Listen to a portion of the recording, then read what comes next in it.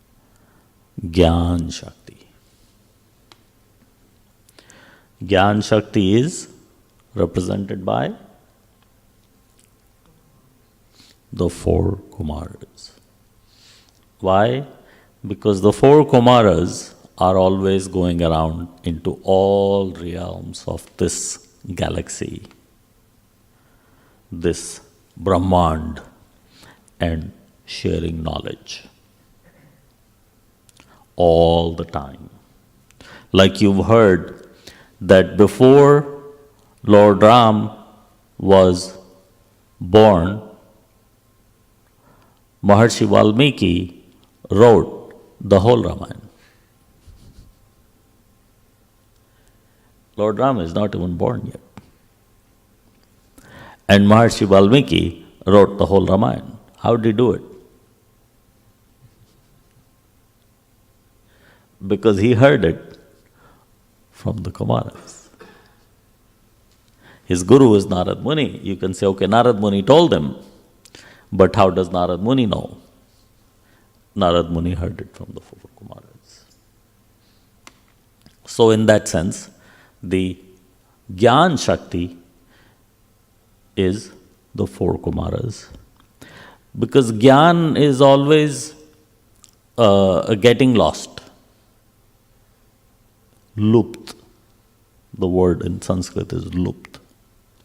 Everybody forgets. The books are burnt down. That's what the Muslims did. They burnt all the books so that their Gyan will end. So when things like that happen, because this Gyan is not necessary for me to feed myself and my family. What is my first responsibility? Feed my own body and my family. And if I'm having trouble with that, how do I go any further? So sometimes because there is so much trouble with that, we forget that there is anything else. So the Gyan disappears. But then Gyan, in the form of Gyan Shakti, the four Kumaras come and re-establish the Gyan. Now you have? You have 6. So the 7th is Bhakti Shakti. Narad Muni. Narad Muni, at all times, at all places, is there to share bhakti. He is the eternal preacher of the bhakti movement. All of us are not doing anything if we're not doing anything. Bhakti will still be kept alive by Narad Muni. Like if we look at our parampara, Srila Prabhupada did so much preaching of bhakti, and before him, Bhaktisiddhanta Saraswati did. But who did before Bhaktisiddhanta Saraswati?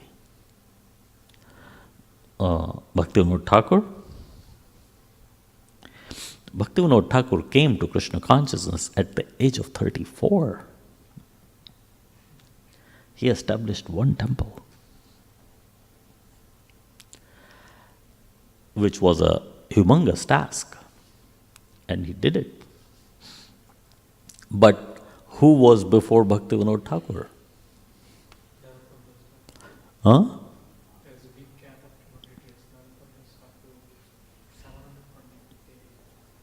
Yeah, so big gap of 200 years. The whole thing kind of crashed. And before Chaitanya Mahaprabhu, who was preaching about bhakti?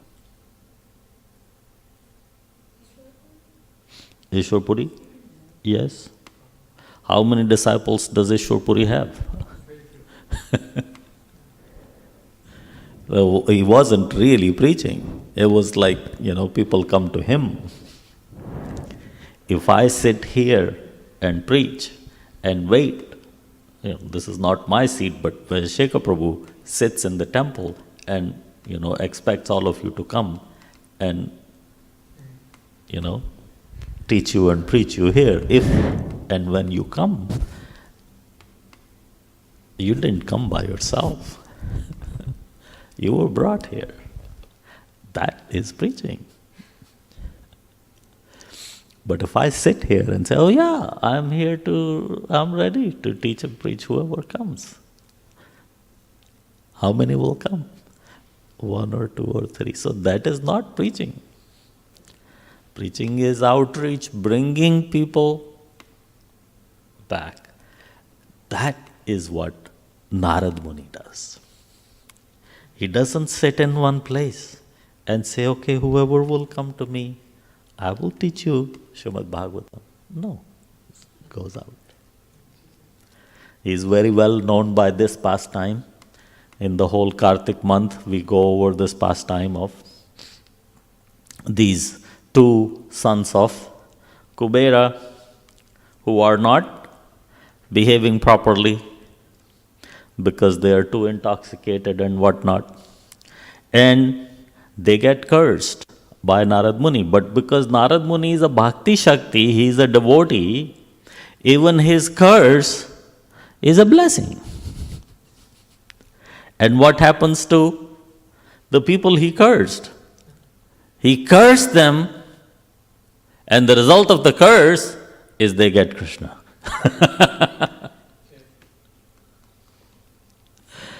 So, if there is nobody, he goes out. He's looking for people to preach to. In the jungle, everywhere, anywhere, he is looking for people to preach to. And sometimes he finds, people who are completely, we would say, don't even bother. And that is something like Mragari. And what did Mragari do?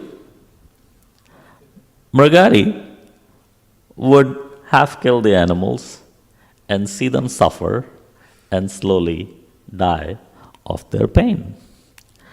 This is a terrible person. It's absolutely terrible. But Narad Muni says, oh, stop. What are you doing? You killing the animals like this? No, I'm a hunter. Okay, you're a hunter, I understand. But if you want to kill the animal, just kill the animal. No. I like to half kill them. And I get pleasure from seeing them suffer. So Narad Muni is saying, this is not the same kind of hunter that I met. Valmiki was also a hunter. But this is a worse hunter. He doesn't kill animals. He half kills them and wants to see them suffer. So Narad Muni preaches to him, brings him from that status to pure bhakti. He picks him up from there and brings him to pure bhakti.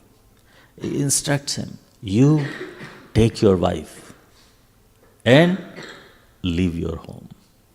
Go to the bank of Ganga, make a little kutia, have tulsi plant outside, and both of you just worship tulsi and drink Ganga water. I said, what will we eat?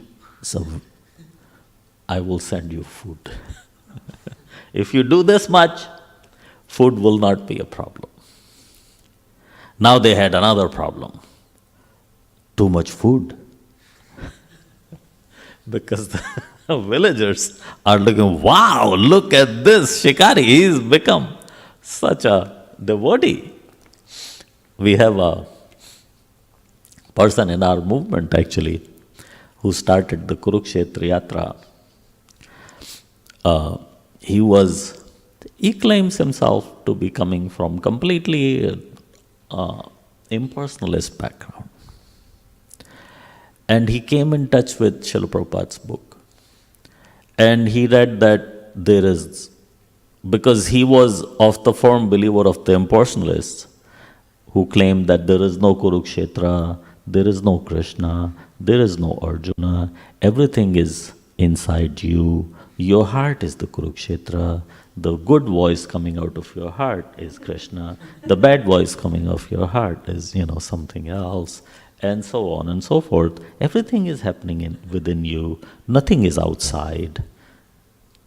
So he got affected by reading Srila Prabhupada's book and said, there is actually a Kurukshetra. If there is a Kurukshetra, I want to go see it. It's in South India. It's from Andhra Pradesh. Goes to find the Kurukshetra. So I better find it. How many have been to Kurukshetra? One devotee. So you went to Brahma Tirtha? Brahma Tirtha, have you been to Brahma Tirtha? Oh, you didn't go on the pilgrimage. What did you do?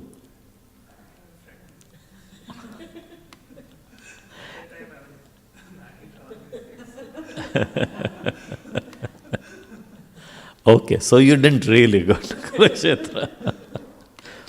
See, in Kurukshetra, like you've heard the pastime over and over all the time, that there was a solar eclipse or something, and Krishna went there to take a bath.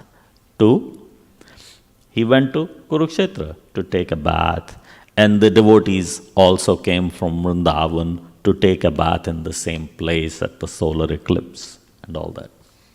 So that taking a bath is the place inside Kurukshetra which is known as Brahmatirtha. So it's a lake. It's a humongous lake. It's like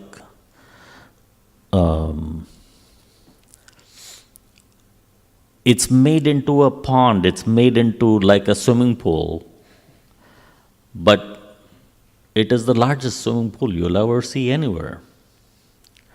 And all around it is properly made little temple-looking rooms so that people can take a bath and go here to change and stuff, their family, all that. There's just too many. So this Prabhu, when he got to Kurukshetra, he understood there is Kurukshetra. And he had a realization that in Kurukshetra, I found God. So he took one of those rooms and he started his program. He would get up at 4 o'clock, go take a bath in the Brahmatirtha. 4:30 he would start his Mangalarti with his little bell. Sansara dava nalalida loka. The whole program was described in the book, and he followed it to the teeth. And after doing it a few days, the people around him who lived in the area, they kind of recognized that this is a different kind of sadhu. There are so many sadhus here. Kurukshetra, no shortage of sadhus. But none of the sadhus seem to be doing anything. Whereas this guy, he is always busy. He is engaged in doing whatever, devotional service that his guru has given him. And this sadhu is also engineer.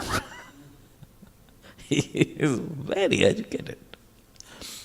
But very humbly he is doing his puja. He doesn't ask anything from anyone. He doesn't mix around, mingle. So people came to him. Please, let us help you. How can we help you? And then the pressure came from the authorities that, you're not really allowed to live here. So they got him a house. I say, you come, you keep your worship going in a house, and we will arrange everything for you. We will bring you groceries, you make your offering for your God, and you eat or whatever you want to do, you just tell us. This is today. This just happened like 25, 30 years ago in India. And in Kurukshetra, Kurukshetra is a dham. And people who live in the dham, they're not very,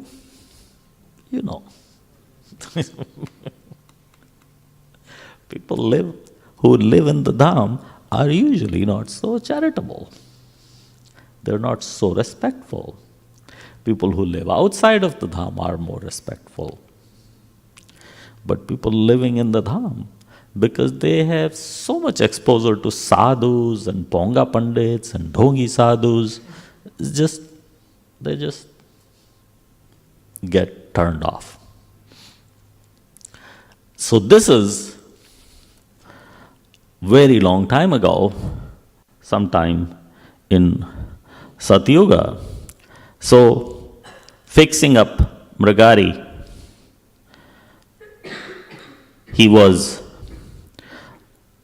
Narad Muni was one time passing by that area with his friend. So he said, okay, in this area, somewhere there is my disciple. So while we're passing through here, we will go and visit my disciple. So he came with his friend. Anybody knows his friend? Yes.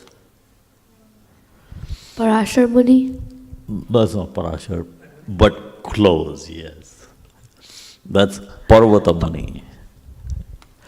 So, Parvata Muni is curious, and his disciple sees that my guru is coming. So he runs, and he runs here and there and everywhere. And Parvata Muni says, is your disciple okay? Is he crazy or something? Why is he jumping around like that? Why doesn't he run properly? So Narad Muni also got curious. What happened? Why are you running this way? He said, oh, there is ants on the way. So I was just trying to avoid the ants. This is the same Mrigari who used to half kill big animals and see them suffer. Now he doesn't want to step on an ant. So what we're trying to show you is the Shakti or the Bhakti Shakti of Narad Muni. This is how he moves in the cyberspace. See how he travels between all the different planetary systems. And he checks things out. He goes to places and he meets people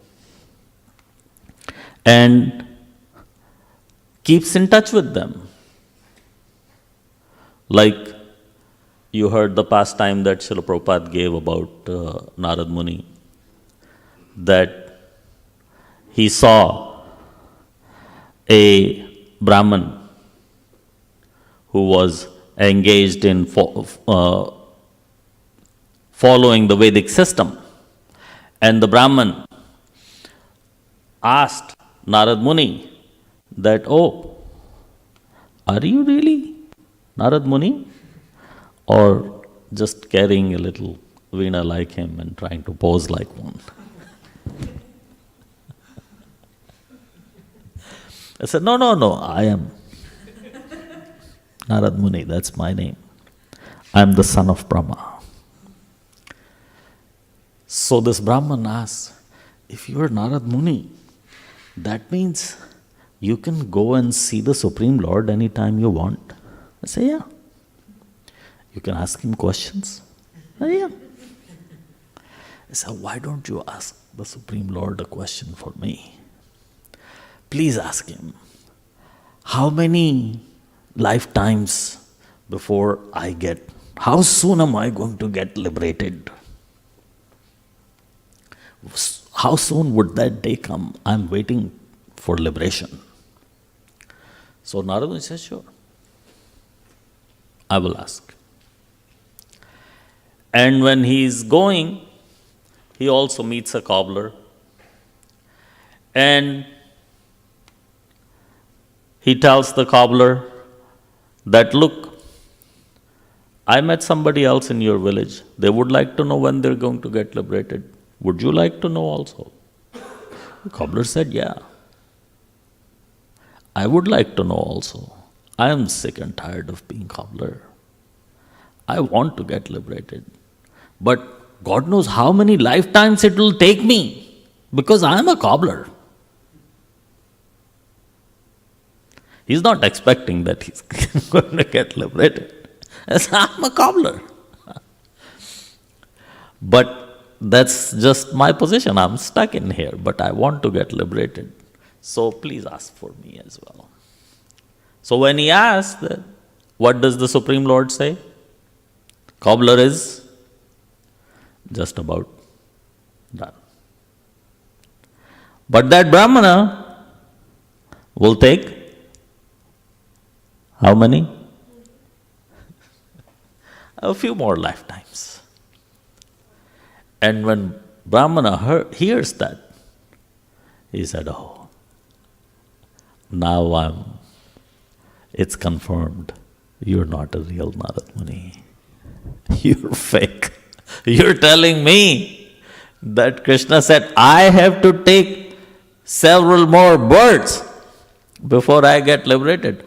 I am the highest creditor, highest Brahmanical culture, born in the highest creditor of the Brahmanical family.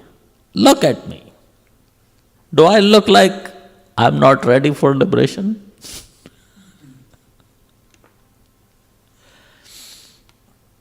So Narad Muni said, well, I don't know, I don't make the rules. You asked me to ask a question, I got you the answer.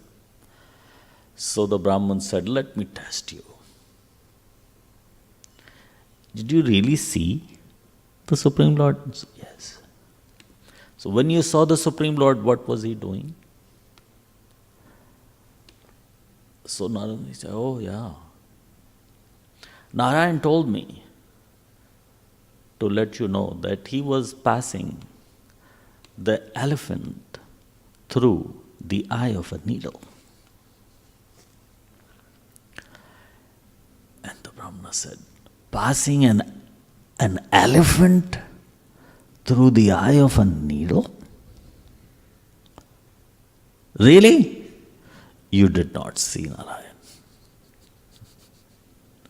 How can anybody pass an elephant through the eye of the needle? It's 100% pakka, confirmed. You're fake. You go away. So he goes to the cobbler. And the cobbler, he tells the cobbler, this is your last birth. That's it. And the cobbler says, Haribol!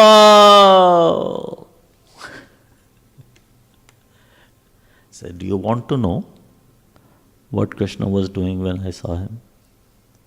He said, yeah, sure. It would be nice to know. Tell me, what was he doing? He said the same thing. And again, the cobbler goes, Haribol! Said, you believe it? I said, yeah. Of course I do. So how can you believe it? Any logic? So yeah, there's logic. You see this tree I'm sitting under? This tree is bigger than several elephants. And Krishna packed this tree in a seed that's that tiny.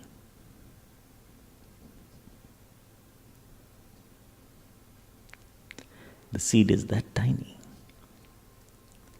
And inside that seed was such a big tree. Who packed it? Krishna packed it.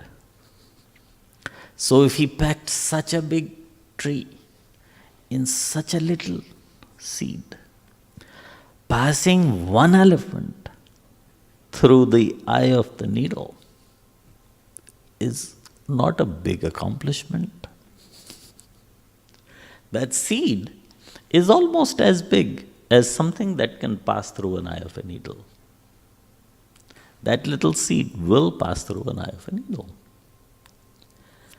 So, if he can pack such a big tree in that seed, then one elephant, piece of cake. So it's not only faith. He is seeing Krishna. Krishna says in the Bhagavad Gita, Jan karm chame divyam, evam yoveti tatvata. My birth, my appearance, and my leelas are divyam, the transcendental. And one who understands them, tatvata, deeply understands them, is going to be born again? No. Is not going to be born again. So, if we understand Krishna's Leela, there is no more birth. Who understands Krishna's Leela here? Does the Brahman understand the Krishna Leela? He doesn't. Does the cobbler understand?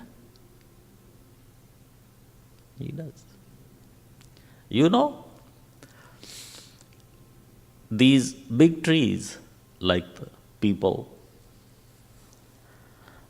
bargad, the banyan tree, and even the big pines, who plants them? Who's planting a peepal? They come by itself. Why and how?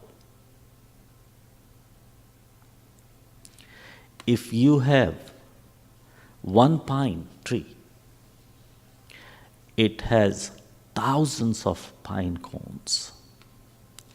Inside the pine cones, every slice has thousands of seeds, tiny little seeds. So when the pine cones are coming down, if those seeds, if a quarter, even 1% of those seeds sprouted, you will have trees in the forest next to each other. Like you plant seeds at home. What do? Take all the seeds and put them in one place? No, you put one seed, next seed. You read the instruction, every seed should be 6 inches away or 12 inches away, depending upon how big the plant is going to grow or the tree. You have to plant them that way. If you plant them too close, what happens? They will grow into each other. Where did you ever see in the jungle trees growing into each other and nobody can pass from in between? Anywhere? Who's spacing them?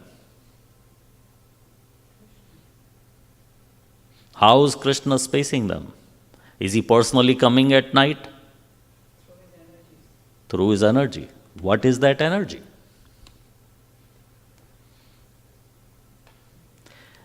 If a seed goes onto the ground, it's got to sprout. We just discussed that Maharaj Prithu will make sure that the earth is going to accept that seed and sprout it. So if all the pine cones Let us say a whole pine cone is one seed. Even that many seeds will sprout right under this tree. Very soon, there's going to be so many trees that this tree will be, the trunk of this tree will be bigger than this temple. But it doesn't happen. It doesn't. Why it doesn't happen? How Krishna makes sure that the trees are spaced? How Krishna makes sure that the peoples come and the banyan trees come? How does he do it? Anybody knows? No? Not in your science book either? No? Where is Aprameya? Aprameya, you know how these trees are growing? Which trees? Okay, you're completely out of it. Come back here.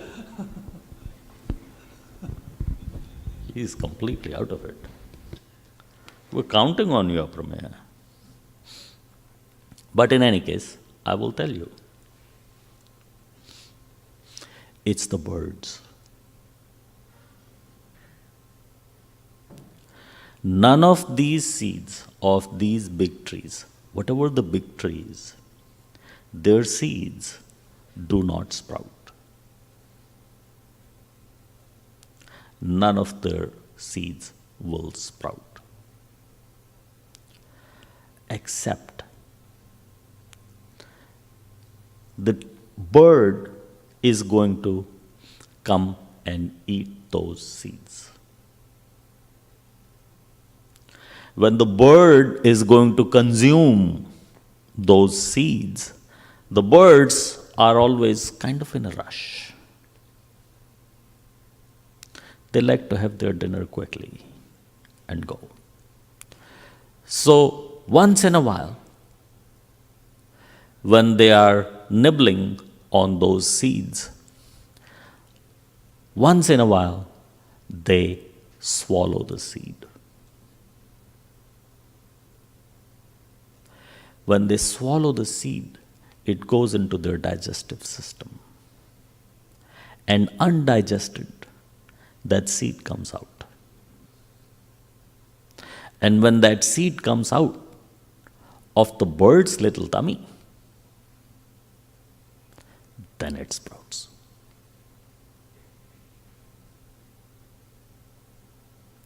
Most of the seed, she's going to break by nibbling. So, a broken seed is not going to grow. Broken seeds don't grow. But by mistake, she will consume a seed intact. And when she passes that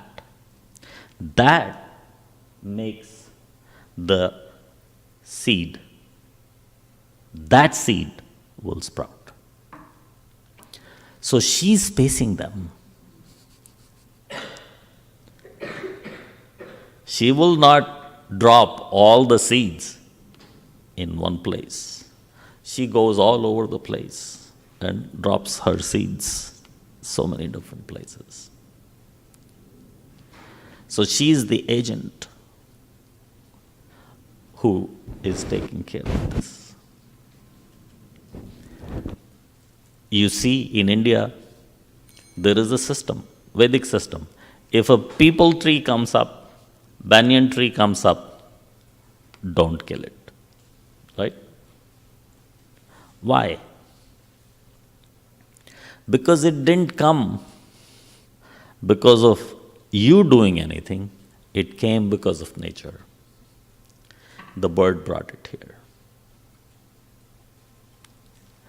And so it's nature's way of spreading the seed, spreading the trees, spacing them out. Now, if your houses are in between, nature is still doing its job. And if you're going to take all of them out, So, of course, you can't let them grow on your house. So, what most people are doing now is they take it out and plant it in the yard, so the tree is going to survive. Nature has made this whole thing to appear. They just transplant them. And if they don't transplant them, it will go through their walls, the foundation, the whole concrete slab.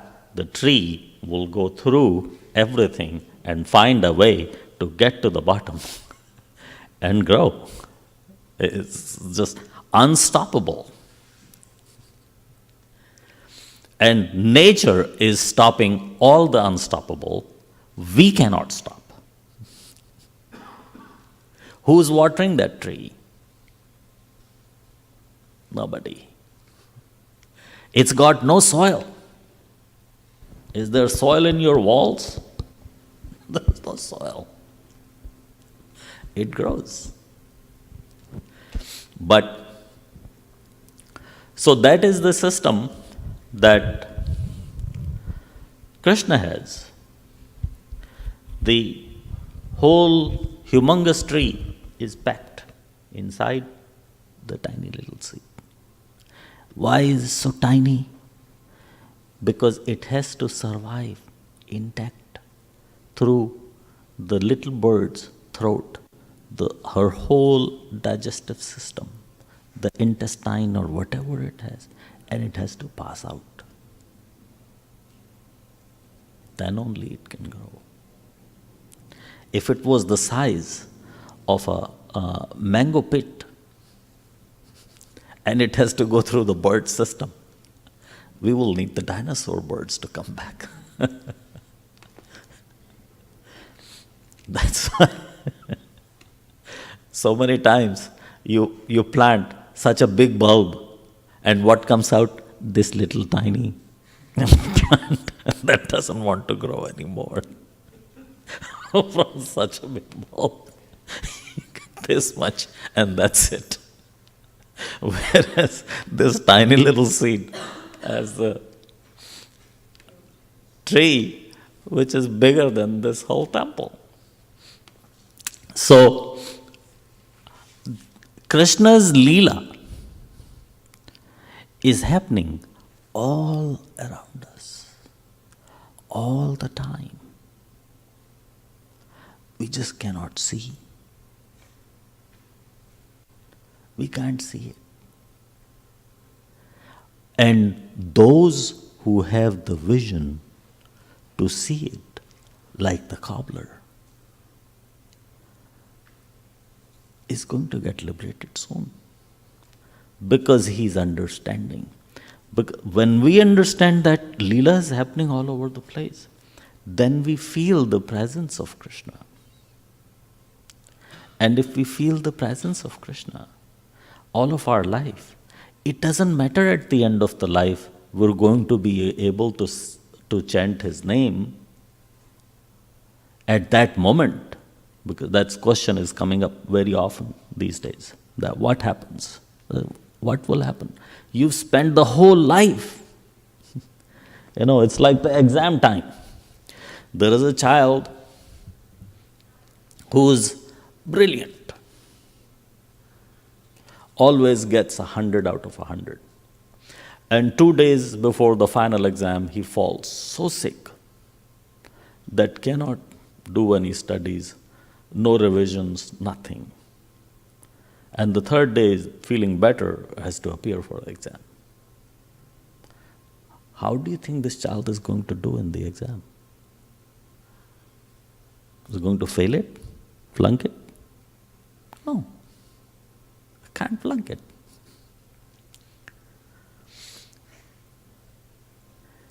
He still may score the best in the class. May fall a little bit, but cannot fall, really. Will not fail. Similarly, if we're following the process of devotional service and feeling, having the faith, seeing his Leela all around us, associating with Krishna and his devotees. Even at the last moment, we can't do that. We're still safe. Just like that student cannot fail, we will not fail either.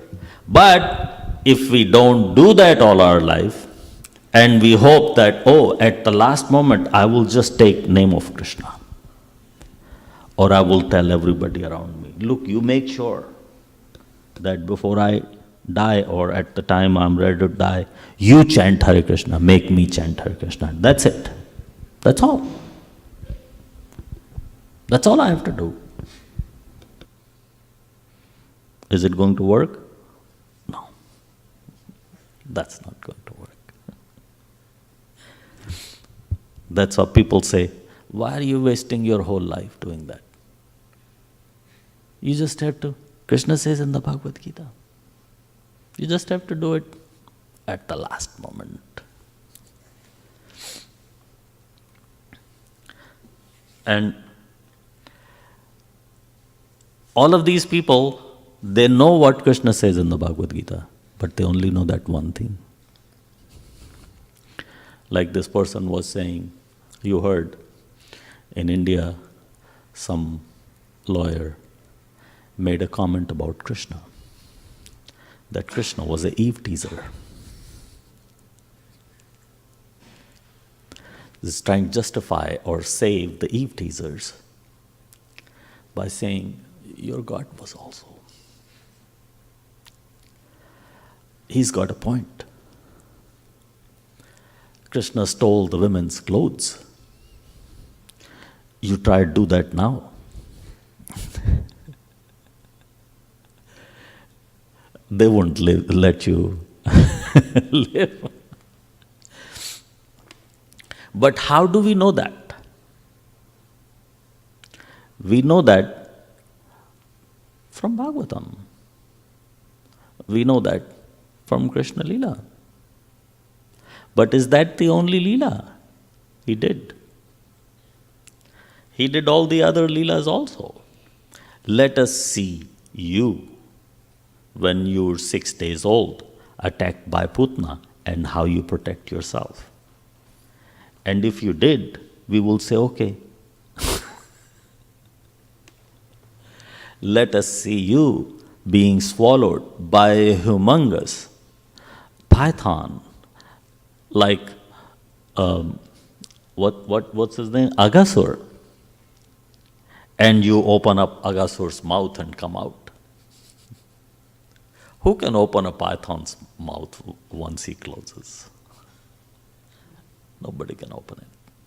Once he closes his mouth, nobody can open it. But Krishna can open it. So, don't just read that line, what Krishna did. There's the rest of it.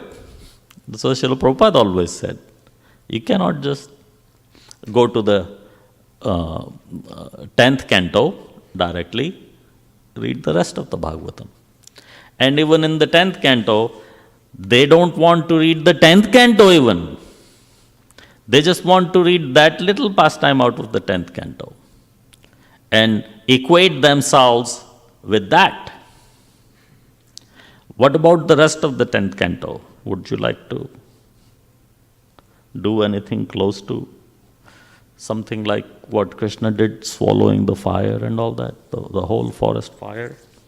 Every Leela that Krishna performed is not repeatable. Every one of them. Who can repeat? Any of these Rakshasas, Pralamba, Baka, Arishta, if these were not even Rakshasas, one animal, just a regular little animal, a little boy, the age of Krishna, cannot protect himself from even Arishta, and let alone such a big demon. So if you are willing to believe that, believe this as well.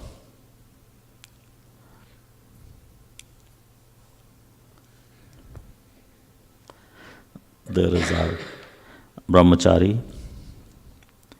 There is more pastime of Narad Muni. You want to hear more pastime of Narad Muni? Or should we keep the rest of the time for questions? Is there any questions? Is the class till 10? So we have 10 minutes. We could take questions, or we could tell you the next pastime of Narad Muni. Oh, that big watch seems to be wrong. Oh, I can't see the two hands properly. We don't have 10 minutes, we only have a few minutes. Yeah, by my phone, we have 3 minutes.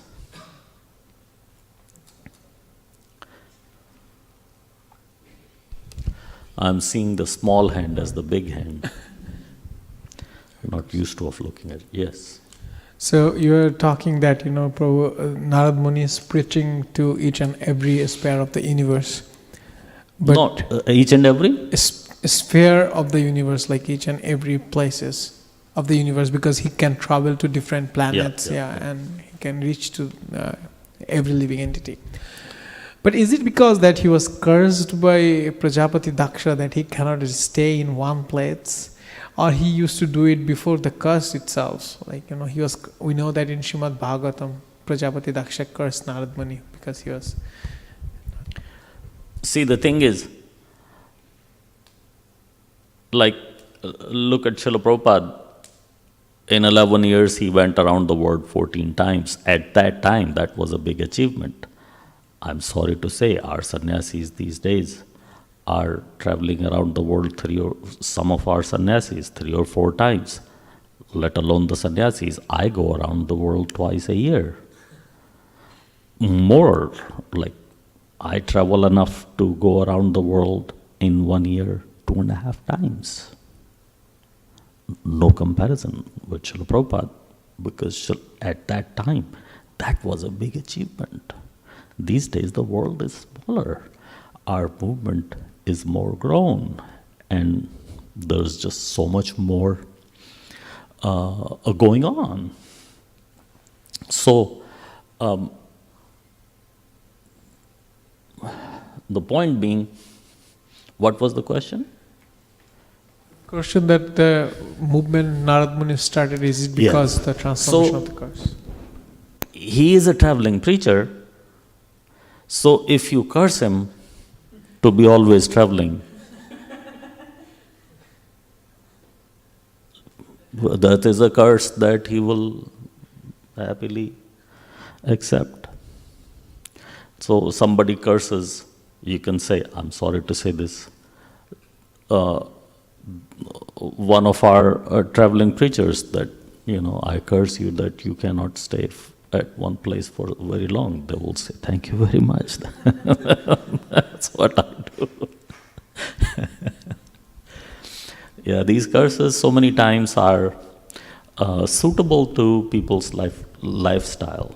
There's a couple of other places where people have been cursed, and the curse actually comes in as a blessing or has really no effect.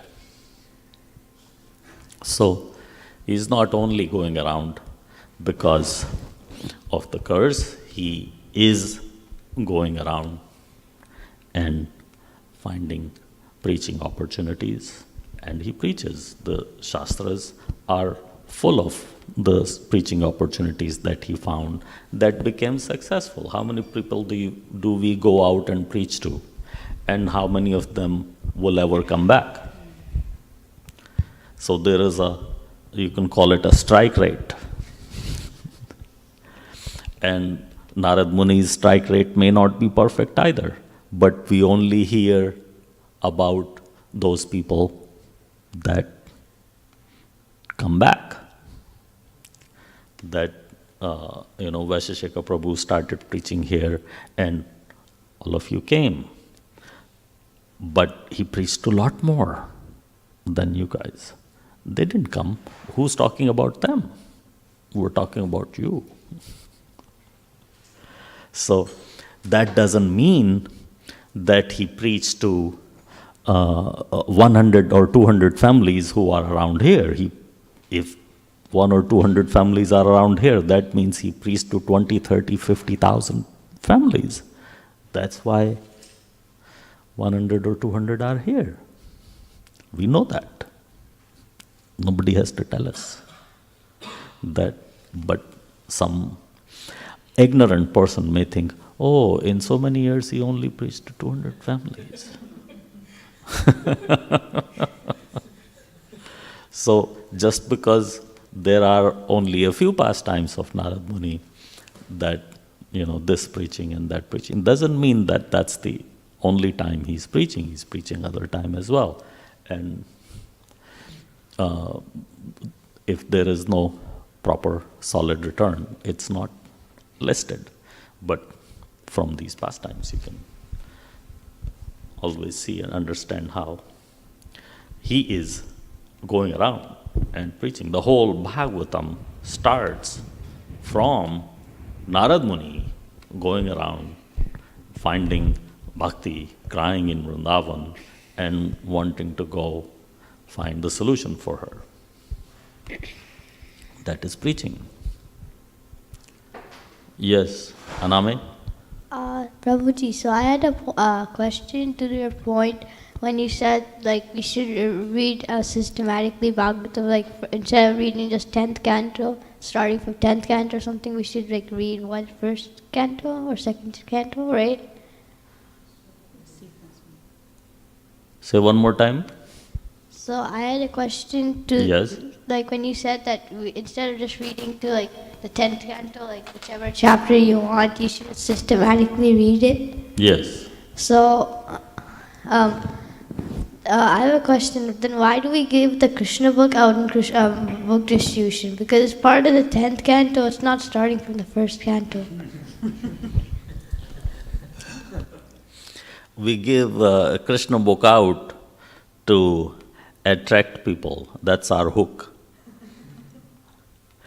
Sometimes we use the Krishna book as a hook to get people in.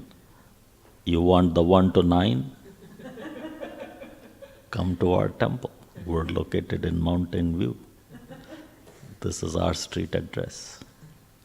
We have the rest of the 11 cantos waiting for you. But even in the 10th canto, if you read and study and try to understand all the leelas of Krishna, you will understand that he is the Supreme Personality of Godhead. Just because he stole butter, he did not become a thief. Just because he did whatever else, he did not become that. He is the Supreme Personality of Godhead, and he is doing all these leelas to please people. So if you are trying to give somebody trouble and they're pleased with it, is that a criminal activity? No. It's giving them pleasure. They're enjoying it. Your son is looking through the keyhole when you're taking a shower inside because cannot be without you. So what? You're not going to say, oh, no, my son is breaching my privacy. They're too curious to see you, talk to you. And if you are okay with it, then nobody is going to say, no, this is absolutely inappropriate and this boy should be punished and he should be brought under control. No, I'm okay with it. It's fine. I'm happy that my son cannot be away from me for that 15 minutes that I have to spend in the bathrooms. I'm a father also. I would take that as a trophy, that my children want to spend time with me. So we like that. So gopis were not bothered. Gopis were not complaining. When we hear them complaining, we also hear that Yashoda Maya said, okay, I will ask Krishna not to go to your home. No. That gives us a lot of pleasure. And it also gives pleasure to our cows. And they give so much more milk when Krishna comes. Please, don't stop Krishna from coming. But we are here to complain about Krishna so that we get another darshan of him. So all of these things, if they're pleasure-giving, then they're not bad activities. But people pick that up and say, oh, he did this, your God did this, then what is expected of you?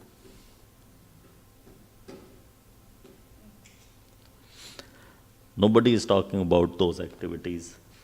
If they gave pleasure to the other party, nobody reports that. We only report when we are intimidated or troubled beyond our tolerance. Then we take it to the authorities and say, look, I can't take it anymore. Must file a complaint against this person. Whose question was that? Oh, yours. You're okay?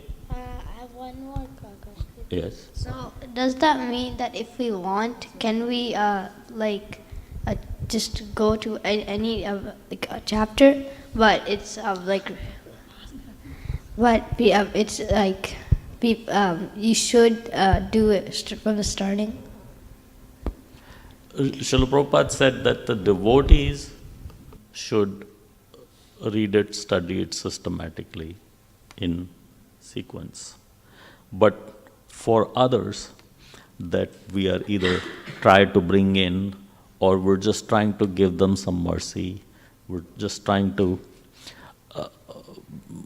just because we gave somebody a Krishna book doesn't mean they're going to, pick it up the first day and read the whole thing, but at least they get mercy, they get some remembrance of Krishna, they get to hold that, and all of those things are good for that spirit soul. But when you want to study the Bhagavatam, then Srila Prabhupada says, do it in a 1 to 12 fashion is the best way to do it. Because it's written in that way for a reason. And that goes for any book that's out there. You go to school, most of the time, the teacher will say, let's start with chapter 1. When it's starting, she will not say, okay, class, we're going to start with chapter 20 and work our way down. Maybe go to 15, then 25, then if we get time, we'll go do 1. No, books are usually designed that way.